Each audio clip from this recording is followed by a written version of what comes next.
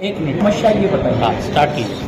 मेरा नाम संजय थुल, मैं जीएसटी का SC/ST एम्प्लॉइज का राष्ट्रीय स्तर पर अध्यक्ष हूँ।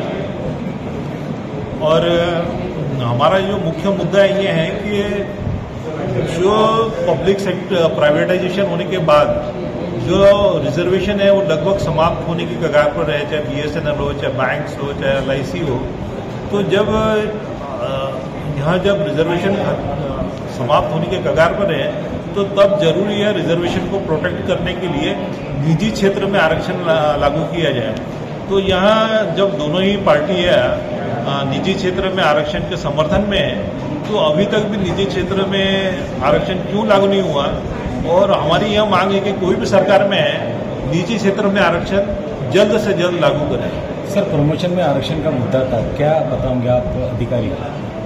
प्रमोशन में जो आरक्षण का मुद्दा है, ये जो कॉन्स्टिट्यूशन अमेंडमेंट बिल है अभी तक भी लागू नहीं हुए हैं। तो हमारा सरकार से निवेदन है कि जो भी सरकार में है, चाहे कांग्रेस आए चाहे BJP भी आए, और जब दोनों ही आरक्षण के और SC/ST OBC के समर्थन में है तो दोनों से यहाँ गुजारिश है कि प्राइवेट सेक्टर में रिजर्वेशन और साथ ही साथ 117वां संविधान संशोधन विधेयक, ये दोनों को ही जल्द से जल्द पास कराया जाए। प्रमोशन में आरक्षण मिल नहीं रहा है, अधिकारी नाराज है। हाँ, प्रमोशन में निश्चित रूप से बहुत सारे जगह कोर्ट्स के जजमेंट के वजह से जो है आरक्षण नहीं मिल रहे हैं।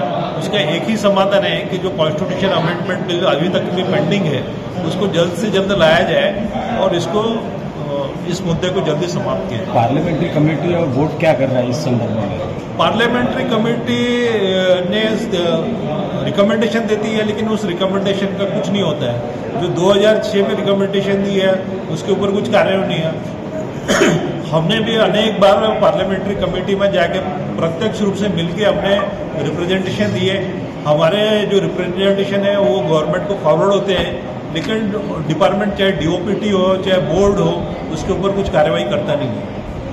क्या मांगे अभी हमारा यही मांग है कि हमारे जो भी समस्या है उसको सरकार के जो अधिकारी है वह सहानुभूतिपूर्वक सुने और उसके ऊपर कार्रवाई करें। मोदी जी BJP के बड़े लीडर, कांग्रेस के लीडर जो है वो आरक्षण के समर्थन में है, क्या कहोगे? और आप कह रहे हैं कि आरक्षण में प्रमोशन नहीं मिल रहा है और प्राइवेटाइजेशन में आरक्षण नहीं है।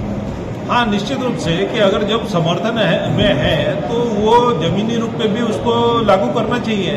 कि अगर समर्थन में है तो निश्चित रूप से चाहे हमारे प्राइम मिनिस्टर मोदी जी है या राहुल गांधी जी है, तो दोनों को ही जब भी अगर सरकार में आते हैं तो वो उसको लागू करें। और जो भी आएगा हम उनसे यही आने वाले सरकार से गुजारिश है कि यह दोनों मुद्दे के ऊपर पहले दोनों ही पार्टी अपना स्टैंड क्लियर करें और उसके बाद जो भी सरकार में आए उसको एक पार्टी लागू करे, दूसरा पार्टी सपोर्ट करे, तो ताकि हमारा SC/ST OBC का जो प्रॉब्लम्स है, समाज का प्रॉब्लम है, वो जल्द से जल्द सॉल्व हो। सेंट्रल गवर्नमेंट के जितने भी SC/ST OBC एम्प्लॉइज और अधिकारीगण की जो संगठना है इसके संदर्भ में लड़ रही है पर उनको न्याय नहीं मिल रहा है।